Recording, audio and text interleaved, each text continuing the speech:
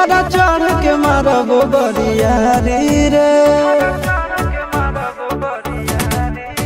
छूट जी तो कैल रंगदारी रे घरा चढ़ के मारब बरियारी रे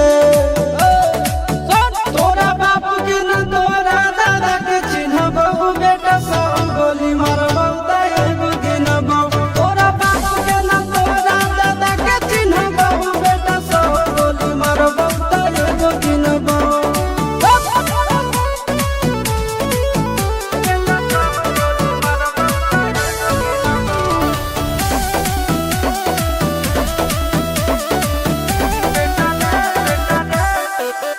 बेटा रे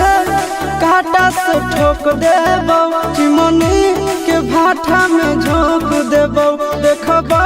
कवन बाप बचैतौ तोरा प्रशासन के गाड़ी भी रोक देबौ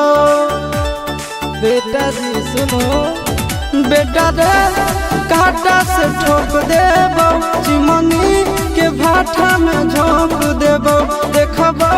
कवन बाप बचैतौ तोरा प्रशासन के गाड़ी भी रोक देबौ तोरा जैसन के हम खड़े खड़े गिनबौ बेटा सब गोली मारबौ त एगो गिनबौ तोरा बाप के न तोरा दादा के चिन्हबौ बेटा सब गोली मारबौ त एगो गिनबौ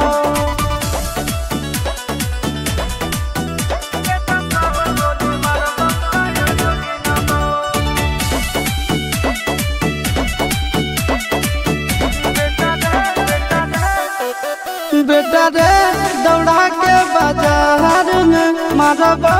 गोली तोर कपार में रंगदारी जे करभी बिहार में गड़ देबौ गंगा जी किनार में इतना मार पड़तो न बेटा